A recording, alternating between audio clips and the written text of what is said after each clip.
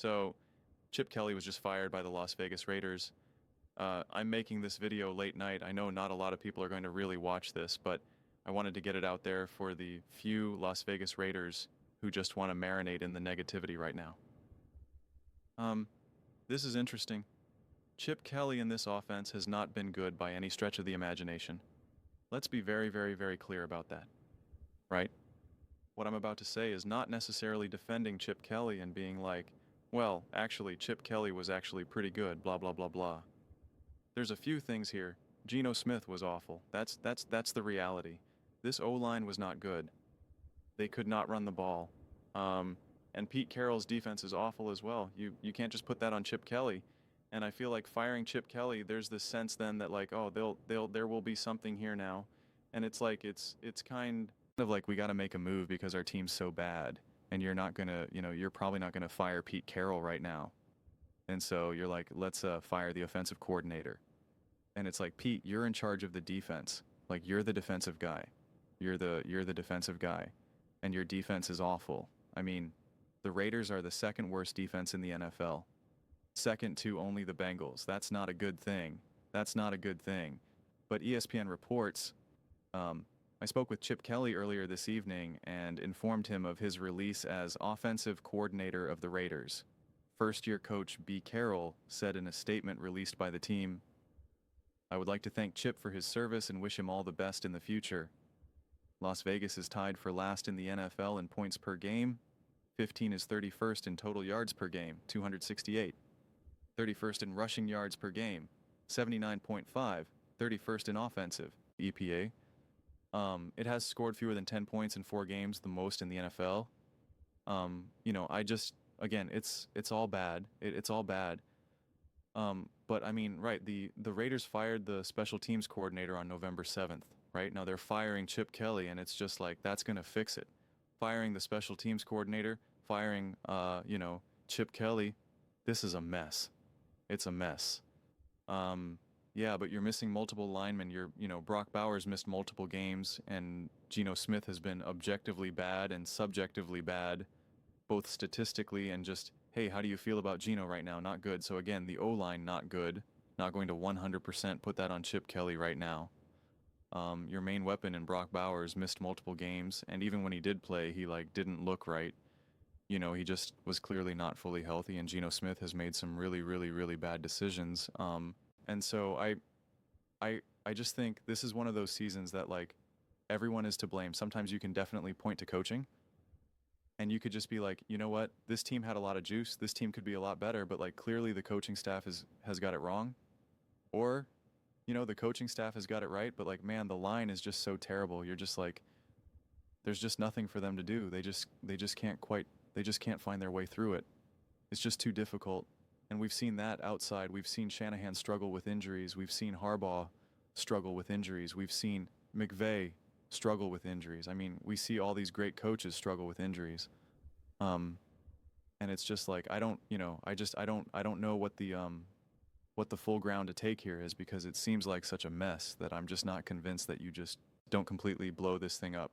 This is to me the perfect example of when you really do just blow this all up and you're just like, we're done. We're absolutely just trading everyone, and we are getting as many first round picks as we can. We're giving up everyone. I mean, I just think everyone should be on the table. Max Crosby, Brock Bowers, because you'll just get first and just rebuild, man. And then just be patient. Don't burn your first round pick on a quarterback just because you need a quarterback. Just be patient. Just be patient. Just wait for that stud, whoever it is. Just be patient. And listen, Tom Brady reportedly said, "I want you." He wanted Geno Smith, not Sam Darnold. That ended up being a huge mistake. Clearly Sam Darnold would be a lot better with this team right now. No doubt about it. Look what he did in Minnesota.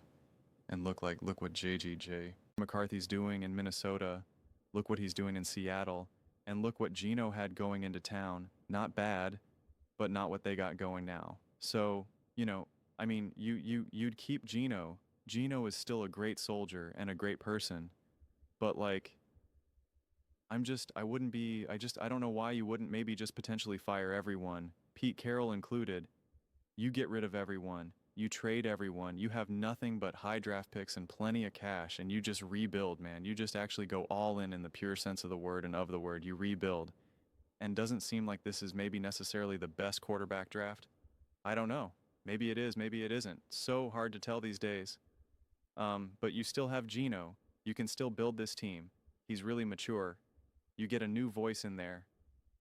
You go out and get someone. I don't know. Maybe either a big coach in college or I don't know, man. I just maybe you take a stab at an offensive coordinator. Like I'm trying to think who would potentially be available. That would feel like a smart hire. And I don't know if there's anyone out there right now that I could honestly think of. I wouldn't go defensively because right now it seems like there's more defensive coordinators with some momentum that you could hire. But like you got to rebuild an offense. You got to I don't know. You got to rebuild. You got to rebuild this thing. I don't feel comfortable rebuilding with a defensive coordinator turned first-time head coach. That's where I would be concerned, especially because you got to get this quarterback right. Geno Smith's clearly not the future in that regard. Clearly. Um, but I mean, it's just such a mess. You could make the argument to go in every direction right now. You know, you could be like, well, let's keep Crosby, let's keep ours, let's keep Genty. We're good with those three, and Geno, we're going to get some new coaching in here. And we'll be drafting high. We're going to have the third round pick, the third overall pick. We'll be able to do this, blah blah, and but it just feels like it's just such a mess that I just wouldn't be convinced just to be like, let's just really start 100% over because even someone like a Brock Bowers or a Crosby, as awesome as they are, the team that you have, you don't benefit from having them. You don't benefit from having them. Cleveland Browns would be in a better situation if they traded Myles Garrett and got a haul for him. Their team is wasting a Myles Garrett. There's nothing for them to do with Myles Garrett right now. So get the draft capital at that point. Like, that's the argument. It's not fun to give up a player like that. I'm not saying it is. I'm not saying, in a vacuum, I'd want to do that, but you just have to be realistic about where your team is right now. And what situation, what moves can you make where you're suddenly going to turn this around in a blink of the eye? And the problem is like, I don't know what Sam Darnold or Daniel Jones is available. Maybe M. Jones, maybe, right? Maybe you're able to get him, get M. Jones, but you need the right coach. You need the right O-line. Like, and that's the thing. If you had the right coach, if this defense was great, this defense was awesome, but this offense was a mess, and you're like, we're firing Chip Kelly, we're moving on, and maybe the defensive coach is comfortable moving on from a Max Crosby because he's like, it's all right. We got to move on from him. We're going to get the draft capital and, he's going to build up the new Max Crosby of this team. He hires the right offensive coordinator. You build out this, that's just, I don't know. That's the problem. Like where are you trusting the moves to happen right now? Tom Brady, not Pete Carroll, it's not ownership. So I just honestly, I don't know. It's just a significant mess right now. It is the definition of a mess. Yeah, I think you got to really find the offensive head coach with a vision, someone who can rebuild this thing. And that's why I wouldn't even be opposed to finding someone in college, someone who's going to understand the players for these next 2, 3 or so draft cycles. You're going to have the draft capital. You're going to have the draft picks. I mean, you could rebuild this team pretty quickly. And then again, if you get the quarterback right and you have you'll have some money again, especially if you do make some of these trades. Then you can go out and just buy certain players that will still be cheaper than a Crosby or what you'll have to pay a Bowers or whatnot. But I mean, no, it's just a bad spot to be in right now. It's not the spot that I thought they were going to be in, but this is just once you start firing special teams coaches and your offensive coordinator and your defense is bad too. Like, it's just at this point, everyone, you're just trying to play the shell game right now, right? Like, think about it. You fire a special teams coordinator. When your quarterback has 13 interceptions, it's like, what's that going to do, right? What's that going to do? The Falcons are like, we're going to move our coordinator. He's in the booth now. He's down on the field. It's like, what has that done? Nothing. It's done nothing. We're going to fire our passing game coordinator. What has that done? Nothing. Nothing. Those moves rarely do anything. I can't remember the last time that I ever really saw someone fire another coordinator and then it made a great impact moving forward where you're just like, okay, now this offense has some rhythm. Okay, now this defense is ready to go. It essentially never happens.